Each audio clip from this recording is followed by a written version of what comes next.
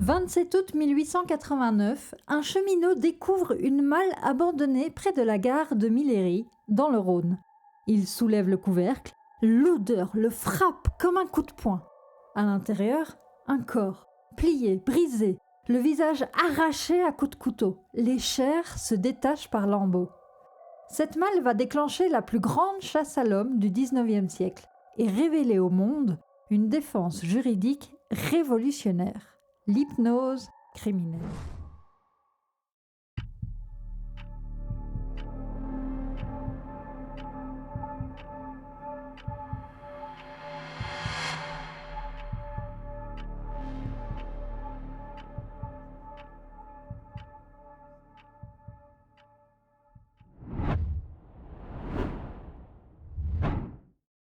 Bienvenue, je suis la Comtesse de l'Ombre et aujourd'hui vous allez découvrir l'affaire qui a donné naissance à notre criminologie moderne. Paris, Belle Époque, 1890 marque l'entrée de la science dans l'investigation criminelle. Photographie judiciaire, anthropométrie d'Alphonse Bertillon, expertise psychiatrique, la justice française se révolutionne. Dans ce contexte, naît l'affaire qui va changer l'histoire judiciaire à jamais. La malle sanglante de Millery. Si cette plongée immersive dans les archives criminelles vous fascine, abonnez-vous pour ne rater aucune de mes enquêtes dans l'ombre. Pour comprendre cette affaire, il faut entendre la voix de celle qui l'a vécue, Gabrielle Bompard. Elle va nous raconter son histoire, sa version des faits. Écoutez-la bien, car rien ne dit qu'elle dit la vérité. Tout a commencé quand j'ai rencontré Michel Hérault. J'avais 20 ans. J'étais seule au monde, orpheline, vulnérable. Lui, il avait 54 ans, homme d'affaires, du charme, de l'assurance. Il m'a séduite en quelques regards seulement. Mais très vite, j'ai découvert l'autre Michel. Celui qui me fixait dans les yeux jusqu'à ce que je perde pied. Celui qui me commandait sans que je comprenne pourquoi j'obéissais. Le 26 juillet 1889, ce soir-là, j'étais terrifiée. Michel m'avait dit que ce serait simple. On veut juste soutirer de l'argent à ce Gouffé. Tu l'attires dans l'appartement rue Tronçon du Coudray et moi, je m'occupe du reste. Quand Toussaint Augustin Gouffé est arrivé vers 19h, j'ai vu ses yeux. Ils étaient gentils, confiants. Cet huissier de 49 ans me faisait confiance. Et moi, j'allais le conduire vers... Michel l'a accueilli chaleureusement. « Mon cher Gouffé, entrez donc !» Il lui a servi un cognac. Ils en parlaient affaires. Moi, j'étais assise dans le coin, silencieuse, comme Michel me l'avait demandé. Ordonnée même. Et puis, la corde est apparue. Je ne sais pas d'où Michel l'avait sortie. Tout s'est passé si vite. Gouffé n'a même pas eu le temps de comprendre. La corde autour de son cou, ses yeux qui s'écarquillent, ses mains qui griffent l'air. Je me suis figée, pas par calcul, mais par terreur. Est-ce que c'était de l'hypnose? De la lâcheté? Michel serrait. Gouffé se débattait. Ses pieds battaient dans le vide. Ce bruit atroce de quelqu'un qui étouffe. Et moi, je regardais. Je voyais tout, mais je n'arrivais à rien faire. C'est comme si mon propre corps ne m'appartenait plus. Et quand c'est fini, quand ce fut fini, quand Gouffé s'est affaissé, Michel m'a regardé avec ce sourire glacial. « Maintenant, Gabrielle, tu es complice. Tu ne peux plus reculer. » Il a sorti un couteau. Il a mutilé le visage de Gouffé pour qu'on ne puisse pas l'identifier, pas le reconnaître. Moi, je vomissais dans un coin, mais je restais. Pourquoi je ne partais pas? Et c'est là que j'ai compris que ma vie venait de basculer à jamais. Oui, j'ai aidé Michel. Nous avons mis le chlore dans une malle. Michel avait tout prévu. Le train vers Lyon, l'abandon près de la gare de Millery, puis notre fuite vers l'étranger. Londres d'abord, dans cette chambre miteuse de Whitechapel. Je n'arrivais pas à dormir. Chaque fois que je fermais les yeux, je revoyais Gouffé, ses mains qui griffaient l'air, son regard suppliant, ce bruit, toujours ce bruit. Michel, lui, dormait paisiblement, comme si de rien n'était, comme si nous n'avions pas tué un homme. « Arrête de ruminer, Gabrielle, me disait-il. C'est fini, on a l'argent, on est libre. » Mais moi, je me sentais pas libre, moi. Je me sentais Possédé? New York ensuite, Michel devenait Georges et moi Marie. Nous changions constamment d'identité, d'hôtel, de nom, mais on ne peut pas changer d'âme. Les cauchemars empiraient. Parfois, je me réveillais en sursaut, persuadée que Gouffé était là, dans la chambre, près de moi, qui me regardait avec ses yeux morts. Michel me giflait pour que je me taise. « Tu vas nous faire repérer avec tes cris !» San Francisco, c'est là que tout a basculé. Michel était parti faire des affaires, j'étais seule. Et pour la première fois depuis des mois, loin de son regard. Et là, quelque chose s'est libéré en moi. J'ai rencontré une femme, une autre Française. Elle m'a trouvée en pleurs dans un parc. Alors je lui ai dit, j'ai fait quelque chose de terrible à Paris. Je crois que j'ai été hypnotisée. Le mot était lâché, hypnotisée.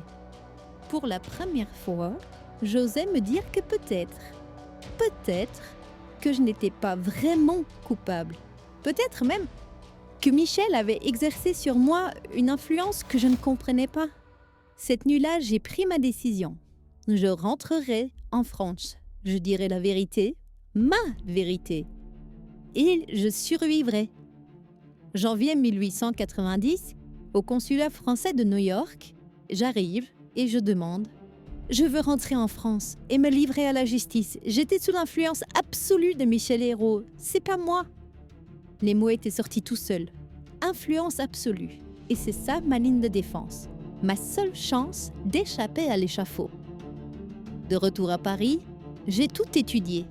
Les travaux du docteur liégeois de l'école de Nancy, l'hypnose criminelle, la perte de volonté, l'influence mentale. Si c'était de la science, alors ce n'était plus de ma faute. Michel a été arrêté à Cuba en mai. Quand il est revenu à Paris, il m'accusait déjà. C'est elle la vraie meurtrière. Moi, je n'ai été qu'un pion. Mais j'avais eu des mois pour me préparer. Lui, non. 16 décembre 1890, le procès s'ouvre.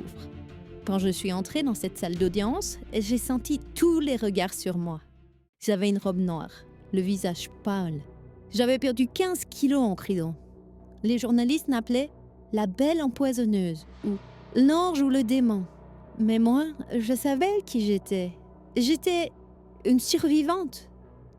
Et puis, il y avait ce détail incroyable.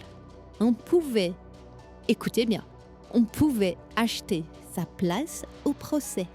5 francs pour les meilleures places. Tout Paris était là. Les bourgeois, les artistes, les badauds. Ils venaient de partout voir le spectacle de ma vie. Ma vie! Mon avocat avait préparé la stratégie. L'hypnose criminelle, l'influence mentale. Mais c'est mon témoignage qui a tout décidé. Messieurs les jurés, j'ai dit, je n'ai pas tué Gouffé. Pas de mes mains. Mais j'ai regardé Michel le faire, oui. Est-ce que regarder faire, c'est être coupable? Est-ce que ne pas pouvoir empêcher, c'est aussi participer? Je leur ai expliqué ce regard de Michel, cette domination. Quand il me fixait dans les yeux, je devenais autre, comme si mon âme quittait mon corps. Je voyais bien ce qui se passait, mais je ne pouvais rien empêcher. Ma volonté propre n'existait plus. Était-ce de l'hypnose? De la fascination? De la peur? Je ne savais pas. Mais ce que je savais en revanche, c'est que cette nuit-là, je n'étais plus Gabrielle Bompard. J'étais, son instrument. Les experts se sont affrontés. Docteur Brouardel, elle simule. Docteur Liégeois, l'hypnose criminelle existe, vous voyez bien. Moi, j'ai joué ma vie sur cette carte. Et heureusement, j'ai gagné. 20 décembre, les verdicts. Michel est condamné à mort. Et moi, à 20 ans de travaux forcés avec circonstances atténuantes. J'avais échappé à l'échafaud. Mon pari avait réussi. Voilà l'histoire selon Gabrielle Bompard. Mais que nous révèle-t-elle vraiment? Le 3 février 1891, Michel Hérault affronte son châtiment, place de la Roquette. L'homme qui avait orchestré froidement le meurtre s'effondre psychologiquement complètement face à l'échafaud. Il a des tremblements, il défaille. Les gardiens doivent même l'assister pour les derniers mètres. Gabrielle, elle, purge sa peine. Libérée en 1905 après 13 ans de détention, elle survivra à son complice de 29 ans, mourant en 1920 dans l'anonymat. Mais ce procès aura révolutionné la justice française. Pour la première fois, on invoque l'hypnose comme circonstance atténuante. Première grande utilisation de la police scientifique avec Alphonse Bertillon et son anthropométrie. L'héritage de cette affaire est immense, on n'imagine pas. Il y a d'abord au niveau scientifique, avec la naissance de la criminologie moderne, l'identification médico-légale. Il y a aussi l'aspect psychologique, avec la reconnaissance de l'influence mentale dans la responsabilité pénale. Et il y a aussi le côté judiciaire, avec les expertises psychiatriques intégrées au procès. Gabrielle Bompard a-t-elle inventé la manipulation psychologique judiciaire? Ou a-t-elle révélé une vérité sur notre fragilité mentale face à l'emprise? Où donc commence la responsabilité et où finit l'influence?